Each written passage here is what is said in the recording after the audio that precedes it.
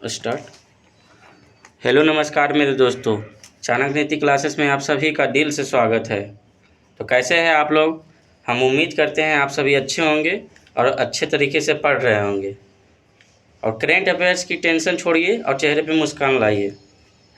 आइए आज का क्लास शुरुआत करने से पहले कुछ सकारात्मक सोच को अपनाते हैं जो हमें ऊर्जावान बनाएगी। देखिएगा आज का मोटिवेशनल कोट, जिस जिस राह पर यह जग हंसा है उसी ने इतिहास रचा है। तो इसका अर्थ यह हुआ कि आप लोग कोई भी कार्य करने जाते होंगे तो बहुत सारे लोग बोलते होंगे कि तुमसे नहीं हो पाएगा, इतना बड़ा टारगेट रख लिया है, ये तुमसे नहीं होगा। तो इससे आप घबराइए मत। बस उस टाइम मजाक वो लोग उड़ाएंगे, लेकिन आपको घबराना नहीं है। बस आप उस काम पे पूरा फोकस के साथ और पूरा दिलो दिमाग से कार्य करना है कि एक दिन ना एक दिन ज़रूर सफलता उसमें मिलेगी। इसलिए हंसने वाले को हंसने दीजिए। बस वो लोग सिर्फ हंस सकते हैं, बाद में वही तुम लोग का पीठ थपथपाएगा और कहेगा ऑल दी बेस्ट, बहुत अच्छा बेटा, बहुत आगे प्रोग्रेस किया, इस तरह बोलेगा, समझे। इसलिए आप लोग हंसने दीजिए, टेंशन मत लीजिए। कोई भी कार्य करते हैं हम लोग तो सभी लोग मजाक उड़ाता है, तो वो लोग सिर्फ मजाक उड़ाने के लिए ही जन्म लिया है। बस आप यही समझिए, ठीक है। तो आइए आज का क्लास शुरुआत करने से पहले प्रभु का नाम लेते हैं, जय श्री राधे, और क्लास को आगाज करते हैं। आज 16 अप्रैल 2024 का करेंट अफेयर्स जो है हम पढ़ाएंगे, और ये बहुत अति महत्वपूर्ण प्रश्न है जो कि आगामी एग्जाम में क्वेश्चन यहाँ से आएगा, ठीक है। क्वेश्चन नंबर 1 देखिएगा। हाल ही में न्यूज़ वीक कवर पर नज़र आने वाले दूसरे भारतीय प्रधानमंत्री कौन हैं? तो हाल ही में न्यूज़ वीक कवर पर नज़र आने वाले दूसरे भारतीय प्रधानमंत्री, ऑप्शन डी नरेंद्र मोदी होगा। न्यूज़ वीक कवर जो है अखबार है, ये न्यूयॉर्क का अखबार है, न्यूयॉर्क जो कि अमेरिका में पड़ता है। तो वहाँ का अखबार है जो कि इस कवर पेज पर आने वाले दूसरे प्रधानमंत्री नरेंद्र मोदी बने हैं, और इससे पहले इंदिरा गांधी बने थे। इंदिरा गांधी 1966 ईस्वी में, पहले जो है 1966 ईस्वी में फर्स्ट इंदिरा गांधी बने थे, इस कवर पेज पर आए थे। और वर्तमान समय में नरेंद्र मोदी इस कवर पेज पे आए हैं। और इस इंटरव्यू में मोदी जी ने 5-6 पॉइंट पर चर्चा किए हैं, जैसे जम्मू कश्मीर 370 आर्टिकल क्यों हटाया गया, और भारत में G20 जो हुआ इसके बारे में चर्चा किए हैं, फार्मूला 1 रेस के बारे में चर्चा किए हैं, मोटो जीपी रेस के बारे में चर्चा किए हैं। भारत सबसे बड़ा डेमोक्रेसी देश है, जो अभी हाल ही में चुनाव होगा, इस पे चर्चा किए हैं।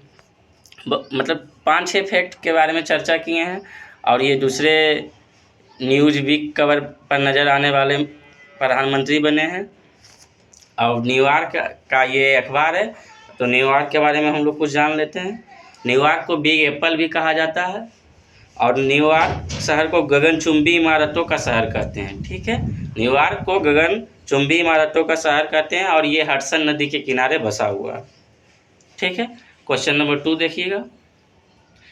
प्लास्टिक ओवरशूट डे रिपोर्ट के अनुसार कुप्रबंधित प्लास्टिक कचरे के मामले में भारत का कौन सा स्थान मिला है? तो प्लास्टिक ओवरशूट डे रिपोर्ट के अनुसार कुप्रबंधित प्लास्टिक कचरे के मामले में भारत को कौन सा स्थान मिला है? तो ऑप्शन बी दूसरा स्थान मिला है। फर्स्ट स्थान चीन को प्राप्त हुआ है। मतलब प्लास्टिक ओवरशूट डे जो जारी करता है वो अर्थ एक्शन संस्था द्वारा जारी किया जाता है। प्लास्टिक ओवरशूट डे जो है अर्थ एक्शन संस्था द्वारा जारी किया जाता है, और यह स्विट्जरलैंड का है, ठीक है। और इस रिपोर्ट के अनुसार 2011 के बाद 7.11% की कचरा में बढ़ोतरी हुई है, प्लास्टिक कचरे में बढ़ोतरी हुई है। और वर्तमान समय में 220 मिलियन टन कचरा है, और जिसमें फर्स्ट स्थान चीन का है और सेकेंड स्थान भारत का है। और पॉपुलेशन में भी चीन फर्स्ट स्थान है और सेकेंड में भारत का स्थान है, इसलिए कचरा भी वहाँ और प्लास्टिक भी ज़्यादा यूज है। फर्स्ट स्थान चीन का है, दूसरा भारत का है। तो प्लास्टिक ओवरशूट डे रिपोर्ट के अनुसार कुप्रबंधित प्लास्टिक कचरे के मामले में भारत का स्थान दूसरा है। तीसरा क्वेश्चन देखिएगा। हाल ही में कंप्यूटिंग के नोबेल AM ट्यूरिंग पुरस्कार से किसे सम्मानित किया गया है? तो ऑप्शन सी एबी विगडर्सन। ठीक है, कंप्यूटिंग नोबेल के AM ट्यूरिंग पुरस्कार से किसे सम्मानित किया गया है? तो एबी विगडर्सन। ठीक है, ऑप्शन सी, इसको ध्यान रखिएगा। और इसकी कंप्यूटिंग नोबेल AM ट्यूरिंग पुरस्कार की शुरुआत 1966 में हुई और एबी विगडर्सन जो इजराइल के महान गणितज्ञ हैं, इन्हें जो है अभी हाल ही में कंप्यूटिंग के नोबेल AM ट्यूरिंग पुरस्कार से सम्मानित किया गया है। चौथा क्वेश्चन देखिएगा, हाल ही में विश्व कला दिवस 2024 कब मनाया गया? तो विश्व कला दिवस 2024 जो है 15 अप्रैल को मनाया गया है। और दिवस हम अप्रैल का पूरा दिवस लिखा दिए थे, आप लोग नहीं देखे होंगे तो इससे पहले वाला वीडियो देख लीजिएगा, जिसमें हम अप्रैल का टोटल महत्वपूर्ण दिवस लिखा दिए हैं। तो हाल ही में विश्व कला दिवस 2024 कब मनाया गया? 15 अप्रैल। पाँचवा क्वेश्चन देखिएगा, हाल ही में चर्चा में रहे संस्मरण नाइफ का संबंध किससे है? तो ऑप्शन डी सलमान रश्दी। ठीक है, सलमान रश्दी का जो है हाल ही में चर्चा में नई पुस्तक आने वाला है, इसका सलमान रश्दी का नाइफ। ठीक है, और इन सलमान रश्दी के बहुत सारे पुस्तक फेमस पुस्तक हैं, जो देखिएगा विक्ट्री सिटी इनका बहुत फेमस पुस्तक है। उसके बाद मिडनाइट चिल्ड्रेन जो है बुकर पुरस्कार इसमें प्राप्त हुआ है मिडनाइट चिल्ड्रेन में, और क्यों चेते ये प्रमुख पुस्तक थे इनके, विक्ट्री सिटी, मिडनाइट चिल्ड्रन, क्यूचेंटे और नाइफ। छठा क्वेश्चन देखिएगा, हाल ही में राष्ट्रीय न्यायिक अकादमी के निदेशक पद पर किसे नियुक्त किया गया है? तो हाल ही में राष्ट्रीय न्यायिक अकादमी निदेशक पद पर किसे नियुक्त किया गया है? तो देखिएगा ऑप्शन सी अनिरुद्ध बोस। तो अनिरुद्ध बोस ऑप्शन सी होगा। ठीक है, सातवां क्वेश्चन देखिएगा, हाल ही में लोंगटे यूलो त्यौहार कहाँ मनाया गया? तो Arunachal Pradesh. Option B, लोंगटे yellow त्यौहार कहाँ मनाया गया है? Arunachal Pradesh. Option B, लोंगटे yellow त्यौहार कहाँ मनाया गया है? अरुणाचल प्रदेश। ठीक है, और बहुत सारे त्यौहार, महत्वपूर्ण त्यौहार जो है हम पहले भी बताए थे, और बहुत महत्वपूर्ण त्यौहार पूछा जाता है, इसलिए महत्वपूर्ण त्यौहार अलग से एक तो वीडियो बनाएंगे, जिसमें बहुत इम्पोर्टेंट महत्वपूर्ण त्यौहार जो है पूरा डाल देंगे बनाकर। ठीक है, उसको देख लीजिएगा आप लोग। हाल ही में 12वीं बार राष्ट्रीय महिला कैरम का खिताब किसने जीता है? तो 12वीं बार राष्ट्रीय महिला कैरम का खिताब रश्मि कुमारी जीता। ऑप्शन ए, ये जो है 12वीं बार राष्ट्रीय महिला कैरम का खिताब जीता है रश्मि कुमारी। Option A. 9वां क्वेश्चन देखिएगा, बहुत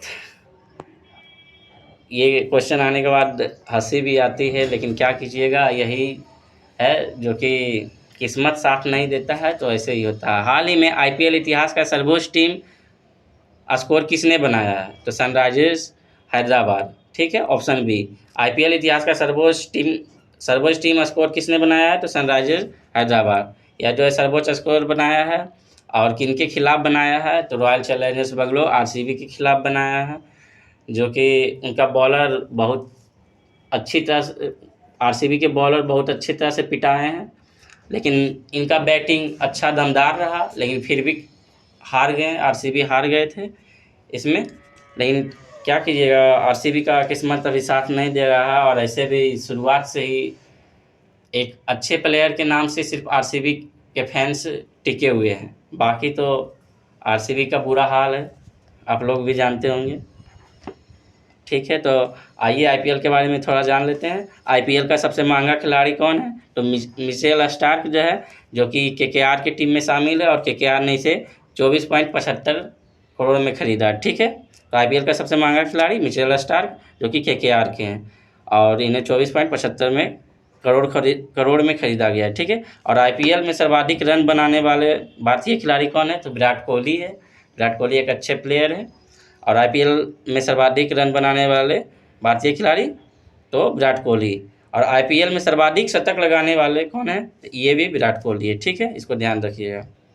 10वां क्वेश्चन, हाल ही में नेपाल में UPI भुगतान सेवा प्रारंभ करने के लिए ई-सेवा और HAN पोखरा किसने समझौता किया है? तो फ़ोन पे जो है समझौता किया है HAN के साथ, जो UPI भुगतान जैसे इंडिया में होता है वहाँ पे HAN के साथ समझौता किया, वहाँ भी भुगतान किया जाएगा। तो UPI लॉन्च किया है भारत ने नेपाल के साथ, HAN पोखर और ई-सेवा के साथ समझौता किया है। ठीक है, HAN पोखर, और UPI का फुल फॉर्म होता है यूनिफाइड पेमेंट, ठीक है, इसको ध्यान रखिएगा, यूनिफाइड पेमेंट सेंसी। तो आज का 10 क्वेश्चन पूरा हुआ। उसके बाद शाम को जो है ग्रुप डिस्कशन होगा। एसपीडी का होमवर्क हम लोग टेलीग्राम चैनल पर डाल दिए हैं, वहाँ से आप लोग पढ़ लीजिएगा और शाम को ग्रुप डिस्कशन किया जाएगा। ठीक है, आज के लिए इतना ही। Thank you.